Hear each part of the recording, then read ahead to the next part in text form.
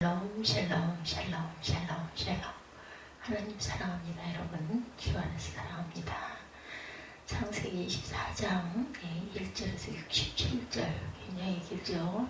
이삭이 리브가를 아내로 삼다, 이 내용에 대해서 함께 은혜를 나누도록 합니다. 하나님께서 모든 것을 일하시죠. 굉장히 깁니다. 67절까지 이렇게 나와 있습니다. 1절은 아브라함이 나이가 많아 늙었고 야훼께서 그에게 범사에 복을 주셨다라 이렇게 시작하죠. 아브라함이 자기 집 모든 소유를 맡은 늙은 종에게 이르되 청하건대 내 허벅지 밑에 내 손을 넣으라, 이렇게 말합니다. 내가 너에게 하늘의 하나님 땅의 하나님이신 야훼를 가리켜 맹세하게 하노니 너는 내가 거주하는 이 지방 가나안 족속의 딸 중에서 내 아들을 위하여 아내를 택하지 말고 내 고향 내 족속에게로 가서 내 아들 이삭을 위하여 아내를 택하라.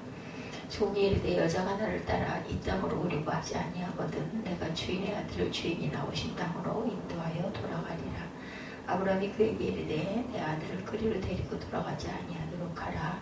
하늘 하나님 야훼께서 나를 내 아버지의 집과 내 고향 땅에서 떠나게 하시고 내게 말씀하시며 내게 맹세하여 이르시기를 이 땅을 내 씨에게 주리라 하셨으니 그가 그 사자를 너보다 앞서 보내실지라. 내가 거기서 내 아들을 위하여 아내를 택할지니라. 종에게 이삭의 아내를 가서 내 고향 땅에서 택하여 오라고 이렇게 명령을 하죠. 아브라함이 그에게 이르되 내 아들을 그리로 데리고 돌아가지 아니하도록 하라. 하늘 하나님 야훼께서 나를 내 아버지의 집과 내 고향 땅에서 떠나게 하시고 내게 말씀하시며 내게 맹세하여 이르시기를 이 땅을 내 씨에게 주리라 하셨으니 그가 그 사자를 너보다 앞서 보내실지라. 내가 거기서 내 아들을 위하여 아내를 택할지라. 아브라함이 이삭의 아들을 내 고향 땅에서 꼭 아내를 택하여 와라 이렇게 말씀하시는 내용이죠. 창세기 24장 하나님께서 모든 일을 하시는 그 은혜 그리고 아브라함의 믿음, 창세기 24장 1절에서 67절까지의 내용에서 이제 종에게 내 아들의 아내를 가서 네가 선택해서 와라 이렇게 명령하는 그런 내용이죠. 결혼의 방법, 즉 결혼의 형태는 아주 다양합니다. 고대 사회에서는 다른 동네나 다른 부족이 멀기도 하고도 서로 접대이었기 때문에 주로 동네 안에서 혹은 같은 집안에서 아니면 가족 안에서 결혼이 이루어졌어요. 내 혼제다 이렇게 얘기합니다. 내 동네 안에서 그리고 내 가족 안에서 서로 모두가 부족들이 적대적이기 때문에 같은 집안에서 가족 안에서 이렇게 결혼들을 했어요. 내 혼제. 그러다 이웃 부족과 전투를 벌여서 전리품으로 신부감을 데려오거나 납치 혹은 강탈하여 신부감을 데려와서 결혼을 했죠. 납치하는 방법은 우리 그 나라의 보쌈 제도 비슷하죠. 이것을 외혼제라고 합니다. 외국 다른 곳에서 전리품을 가지고 오거나 강탈하거나 납치해서 결혼하는 그런 것은 외혼제, 내혼제와 외혼제가 있었다. 그러다 우리나라에서는 집안 친척끼리 혹은 부모가 미리 약속을 한 후 신랑과 신부가 첫날 밤에 비로소 서로 얼굴을 대하는 그런 경우도 우리나라에 있죠. 얼굴을 몰라요. 그냥 말만 듣고 어느 가문의 어떤 아들 이렇게. 그런가 하면 1903년 하와이 호놀룰루에 처음으로 발을 디딘 86명의 하와이 최초 그런 그 한인 이민자들, 한인 이민자 최초 1903년에 그 이후 사진 하나 달랑 들고 고국에서 자신을 찾아온 부인들과 결혼을 했죠. 이른바 사진 결혼도 있었다는 얘기입니다. 이런 예외적인 경우 말고는 조선 이후 건대와 현대에 이르기까지 우리나라는 대부분 중매 결혼들을 했습니다. 혼기가 된 아들, 딸을 둔 부모들이 중매인을 통해 자녀들의 병실을 찾고 그 중매인 덕에 조건에 맞는 사람을 찾아 결혼을 시키죠. 그러다 같은 직장, 같은 학교 혹은 같은 동네 지인의 소개로 연애한 후에 결혼한 연애 결혼들이 절대수를 차지하고 있습니다. 지금은 친구가 이렇게 소개하는 경우는 있지만 대개는 서로 연애하죠. 결혼 전문 업체에 따르면 중매 결혼이 그런데 다시 늘어나고 있다 이렇게 이야기한다고 합니다. 2012년 기준으로 연애결혼 53.1%, 중매결혼 36.1%. 그런데 최근 일본에서는 시차 결혼이라는 급부상, 이런 제도가 급부상을 하고 있다고 하네요. 시차. 경제적인 어려움 등의 이유로 사실혼 관계를 유지하며 자녀까지 낳고 살다가 이유가 생기면 결혼하는 것을 말합니다. 그냥 살다가. 우리나라에서도 이 시차 결혼이 점점 늘어나고 있다고 합니다. 여러분들 어떠십니까? 어떤 형태의 결혼들을 하셨습니까? 혹시 여러분 중에 납치당하여 결혼하신 분은 안 계십니까? 첫날 밤에 배우자를 처음 보시는 분, 아니면 중매 결혼을 하신 분. 오늘 본문은 바로 이 결혼을 위한 그런 이야기, 아브라함의 아들 이삭의 결혼 이야기죠. 이란 오늘 본문에 결혼의 주체가 누구인지, 어떤 방법으로 결혼이 이루어졌는지를 보여주면서 더 나아가 신앙의 중요한 원칙을 보여줍니다. 예. 그 원칙은 과연 무엇일까? 이삭의 결혼이죠. 결혼의 원칙에 대해서 1절에서 9절까지 아브라함이 계속 얘기합니다. 23장에서 우리는 아브라함이 사망한 부인 사라의 장례 때문에 막벨라라고 하는 굴을 가진 작은 밭을 매입하여 자기 소유주로 삼은 일을 통해서, 그것이 비록 아주 작은 땅일지라도 하나님 주신 약속의 땅에 기초가 되었다는 것, 하나님께서 약속하신 땅에 믿음과 소망의 깃발을 꽂았다는 것이 23장에 나타나 있는 내용들입니다. 이것은 12장에서 하나님께서 아브라함에게 약속하신 것 가운데 하나가 구체적으로 이루어졌다는 의미죠. 그렇다면 그 다음은 무엇일까요? 땅을 확보했다면 그 다음에 뒤따라할 것이 바로 그 땅을 채울 후손 문제. 아브라함도 그것을 알고 있었어요. 그래서 그는 사라의 죽음 이후에 곧바로 이삭의 결혼을 서둘러서 추진합니다. 그런데 아브라함은 그 땅을 단순히 혈통적인 후손이 채우기를 원하지 않았어요. 그에게 혈통적인 후손이 중요했다면 이스마엘로 만족했을 것입니다.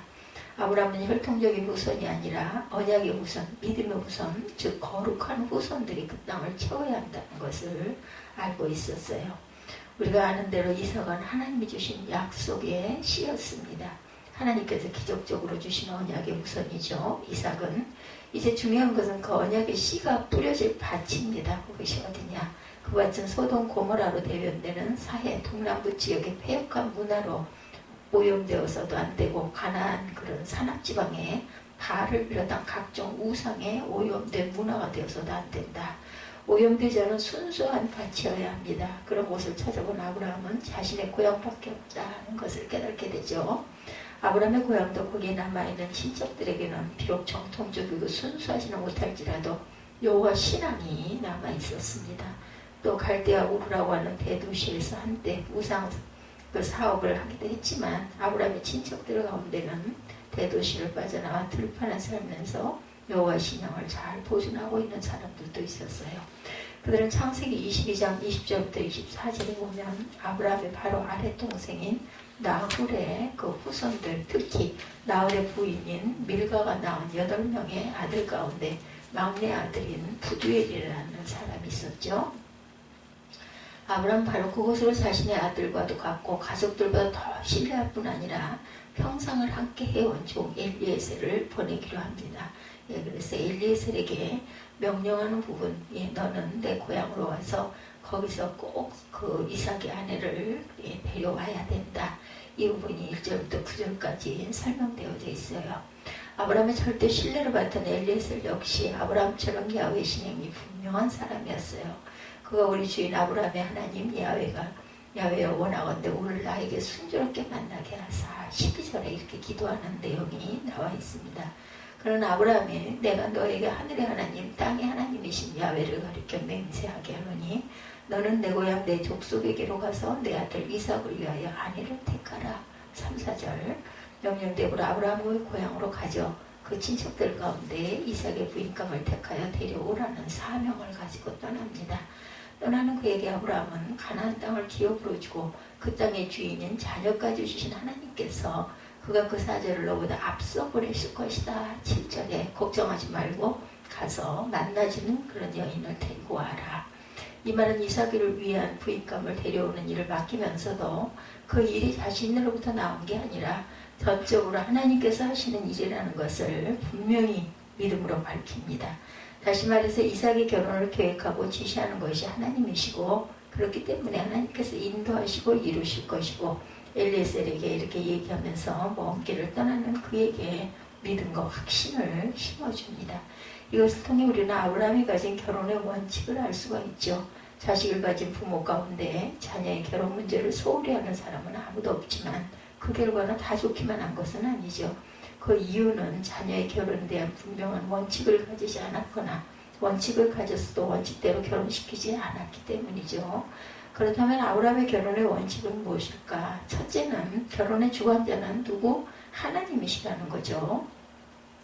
7절에 보면은 하늘의 하나님 야훼께서 나를 내 아버지의 집과 내 고향 땅에서 떠나게 하시고 내게 말씀하시며 내게 맹세하여 이르시기를 이 땅을 내 씨에게 주리라 하셨으니 그가 그 사자를 너보다 앞서 보내실지라 내가 거기서 내 아들을 위하여 아내를 택할지라 이렇게 명령하고 있죠. 그것은 하나님의 뜻은 무시된다. 하나님의 뜻이 결혼을 당사자가 원하는 결혼을 하는 그것은 하나님의 뜻이 무시되는 경우가 많다. 아브라함은 철저히 하나님 중심으로 아들의 결혼 문제를 풀어갑니다. 아브라함의 결혼의 원칙 두 번째는 이삭의 배우자는 하나님이 택하신다. 이것은 아주 중요하죠.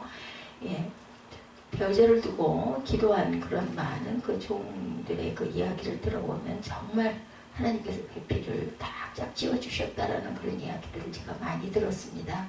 하나님은 분명하게 결혼해야 할 사람들만 아니라 결혼을 포기한 사람들도 하나님께 기도해서 그 뜻을 먼저 물어야 한다. 그렇게 저희도 믿습니다. 그렇게 해서 응답받아서 자기 인생의 중요한 결론을 내려야 한다는 거죠.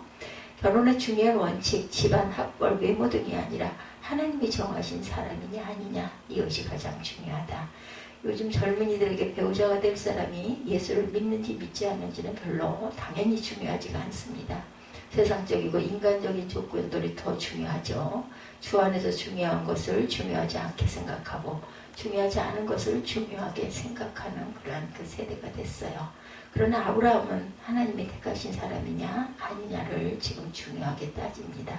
아브라함의 결혼 원칙 세 번째, 그 사람이 하나님을 신뢰하는 사람이 한다는 것이죠. 상대 배우자가 아무리 믿는 가정에서 태어났어도 자신이 믿음이 없다면 소용이 없어요. 믿는 가정의 자녀여야 하지만 그것보다 본인의 믿음이 중요하다. 아브라함의 종이 아브라함에게 질문합니다. 5절에 만일 그런 여자를 발견했다 해도 여자가 오지 않겠다고 하면 어떻게 할까요? 아브라함은 대답이 간단합니다. 오지 않겠다고 하면 포기해라 이렇게 말하죠. 8절에 만일 여자가 너를 따라오려고 하지 아니하면 나의 이 맹세가 너와 상관이 없나니 오직 내 아들을 데리고 그리로 가지 말아라. 아들 데리고 가지 말아라. 이 말을 하나님을 신뢰하는 여인이라면 이 말도 안 되는 상황 가운데 하나님의 인도하심을 발견하고 따라올 것이라는 확신을 보이고 있습니다. 아브라함은 분명히 그 여자의 마음속에도 하나님을 신뢰하는 영적 이해력이 있어서 이 일이 하나님으로부터 된 일인 줄 믿고 따라올 것이다라는 것이죠. 이처럼 아브라함의 자녀 결혼의 원칙은 하나님을 믿고 하나님의 인도를 받은 사람이어야 한다. 결혼을 주도하시는 그런 내용이 10절부터 60절까지 펼쳐집니다. 이런 원칙을 아브라함으로부터 들은 엘리에셀 일행은 10필의 낙타를 비롯하여 규모를 가지고 출발을 합니다. 그들은 메소포타미아로 가서 나홀의 성에 도착했어요. 10절에 두 지역의 거리는 약 800km 정도 됩니다. 엘리에셀이 하루에 40-50km씩 갔다고 해도 최소 17일에서 21일이 걸리는 먼 여정길이죠. 그렇게 먼 길을 간 아브라함의 종은 메소포타미아의 한 우물가에 앉아 하나님께 기도합니다. 그가 낙타들을 꾸려 앉혀놓고 하나님께 기도하는 모습은 상상만 해도 그림처럼 아름답죠. 종은 전심으로 기도했어요. 막중한 사명이자 사실은 너무나 막연한 사명을 갖고 먼 길을 찾았기 때문이죠. 기도의 내용은 하나님의 인도하심과 그 뜻을 판단하는 징조로 물을 기르려고 나오는 처녀에게 물 좀 달라고 말하고 그의 대답이 마시라 내가 당신의 낙타에게도 마시게 하리라 하면 바로 그 사람이 이삭의 아내가 될 줄을 알겠다 이렇게 말하죠. 이 기도를 좀 더 구체적으로 살펴보면 엘리에셀은 첫째, 자신이 요구하는 그 이상으로 응답하는 신부를 구합니다. 물을 좀 주시오라는 엘리에셀의 요구에 응하는 방법은 세 가지 정도일 텐데 거절하고 요구대로 들어주는 것, 그리고 그 이상으로 들어주는 것, 이 세 가지죠. 물을 좀 주시오. 네, 좋지 않은 처녀는 둘째는 보통, 셋째는 보통 이상의 좋은 처녀를 할 수 있겠죠. 예, 그래서 엘리에셀은 성실한 신부를 구합니다. 낙타는 한 번에 약 100리터 정도의 물을 마시죠. 그렇다면 낙타 10마리는 약 1톤 정도의 물을 마실 것이에요. 더구나 당시 운물이 깊어서 연약한 처녀로 물기는 일이 쉬운 일이 아닐 텐데도 사람만 아니라 짐승의 물까지 챙겨줄 정도라면 얼마나 성실하고 건강하고 근면한 사람인가를 알 수 있을 것이다.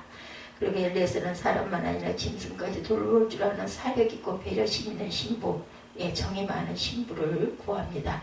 아브라함의 집에는 종들도 많고 당연히 짐승도 많겠죠. 이 대가족의 안주인이 될 만한 사람은 사람도 챙기고 짐승도 돌볼 줄 알아야겠다. 아무튼 낯선 나그네에게 물을 마시게 할 뿐 아니라 그 나그네가 끌고 온 낙타들에게까지도 물을 마시게 한다는 것은 사람과 동물에 대해서까지 애정을 가진 사람이고 삶의 센스와 배려심을 가진 여자를 뜻한다. 하나님은 아브라함의 종의 기도한 대로 응답하셨어요. 종의 기도가 끝나자마자 그 우물가를 찾은 아브라함의 동생 나홀의 아들 부두엘의 딸 리브가는 종에게 물을 마시게 했을 뿐만 아니라 낙타에게도 물을 길어 마시게 했죠. 처음 만나는 낯선 사람들 아니라 낙타에게까지 물을 마시게 하는 것은 힘든 일이었습니다. 그럼에도 리브가는 그것을 마다하지 않죠. 아브라함의 종은 이런 여인을 만나게 된 것이 하나님의 인도하심이구나 라는 것을 깨닫고 하나님께 머리를 숙여 경배하고 찬송하고 감사의 기도를 드립니다. 26절이죠. 여성은 리브가의 집에 가서 자기를 위해 차려주는 음식을 앞에 두고 자신이 누구이고 왜 이곳에 오게 되었는지를 상세하게 설명합니다. 34절에서 49절까지 그의 말들을 들은 리브가의 가족들은 너무 갑작스럽고 황당하게 리브가의 결혼 문제에 직면하게 되었지만 그것이 하나님의 뜻이라는 것을 분명하게 알게 되죠. 이 일이 야훼께로 말미암으니 우리는 가부를 말할 수 없노라. 50절에 리브가의 아버지가 이렇게 말하죠. 그래서 어쩔 수 없이 리브가의 결혼을 허락합니다. 그래서 아브라함의 종은 그들을 위해 준비한 그 선물을 준 다음에 53절에 자기 자신을 위하여 차려진 음식을 먹고 마십니다. 그때야 다음날 아침에 아브라함의 종은 서둘러 돌아갈 것을 요청하죠.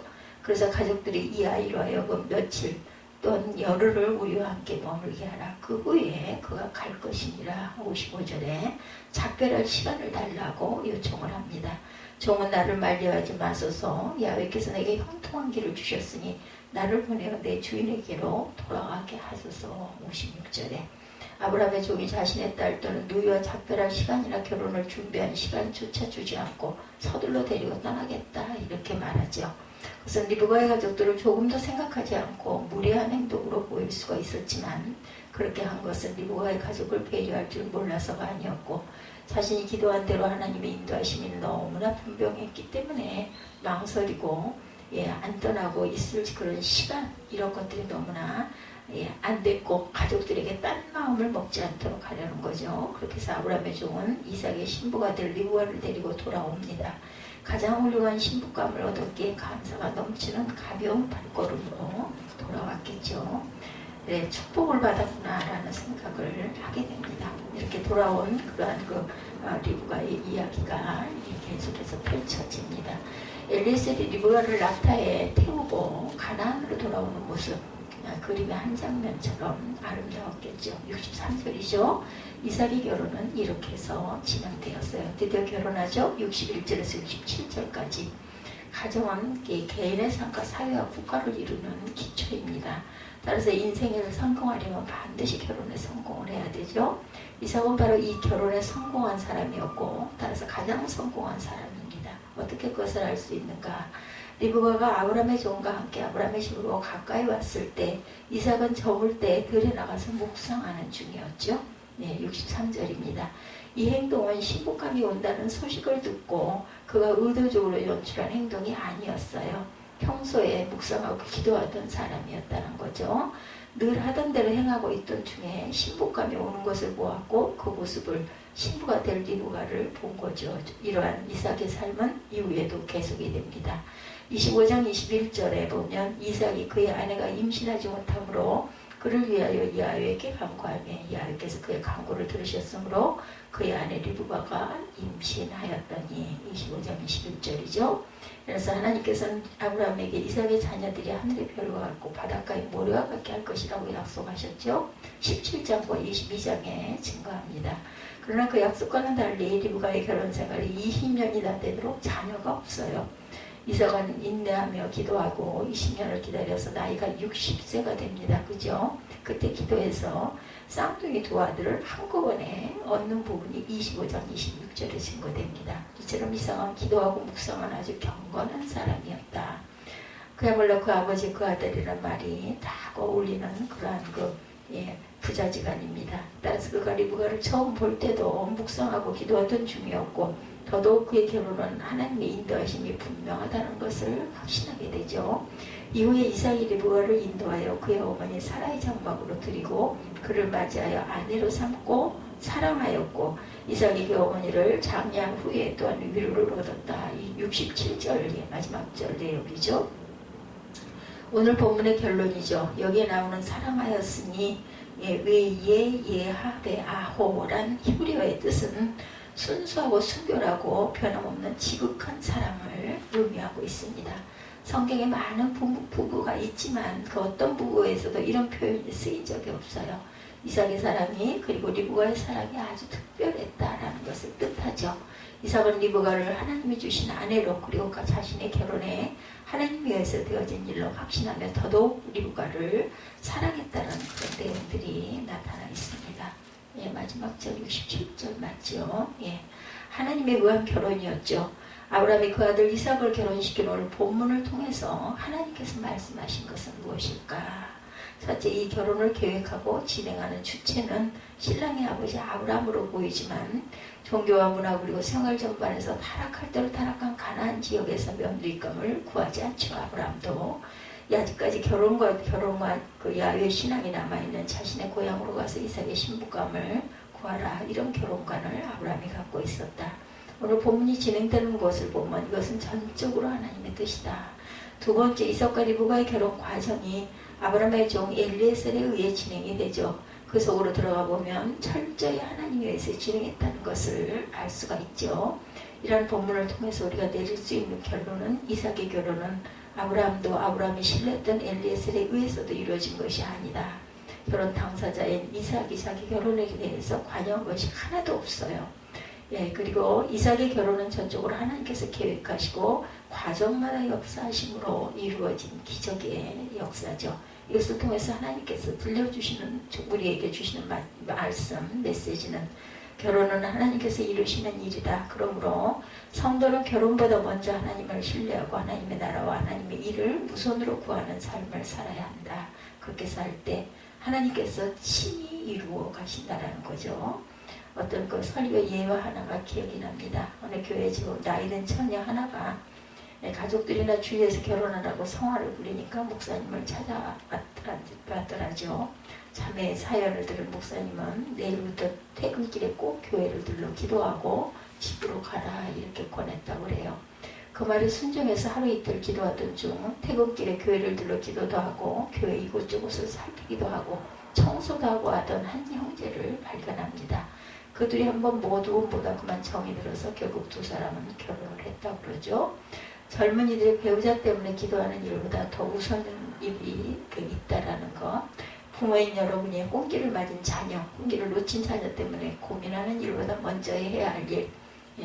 우리가 자녀들을 위해서 아브라함처럼 하나님을 온전히 신뢰한다면, 온전한 믿음 위에 서고 또 그의 나라와 의를 구한다면 하나님께서 이루실 것이라는 것. 비록 그 결혼뿐만이 아니죠. 그러므로 자녀들의 현재 상황이나 형편을 먼저 생각하지 말자. 하나님을 먼저 생각하고 그의 나라와 의를 구하고, 그러면 하나님께서 일하실 것이고 이루실 것이다. 내가 하려고 하면은 꼭 상처를 받게 되고 그것으로 인하여 좋지 않은 일이 일어나고 갈등과 후회가 생기게 됩니다. 이런 이삭의 결혼 이야기는 또 다른 메시지를 우리에게 주죠. 그것은 결혼만이 아니라 우리 인생상 모든 일도 마찬가지라는 거죠. 정말 우리가 하나님을 신뢰하고 하나님을 바라보고 그의 뜻이 이루어지기를 소망한다면 우리 삶의 모든 일도 하나님께서 친히 이루어 가신다라는 것입니다. 그러므로 먼저 하나님과 그의 나라와 그의 영광을 구하면 하나님께서 일하실 것이라는 것. 저와 여러분이 하나님의 일을 하면 하나님께서 여러분의 일을 하신다라는 겁니다. 이런 삶이 성도의 삶입니다. 이 기막힌 삶의 은혜와 즐거움을 경험하여 살아가는 저와 여러분 되시기를 주님의 이름으로 축복합니다.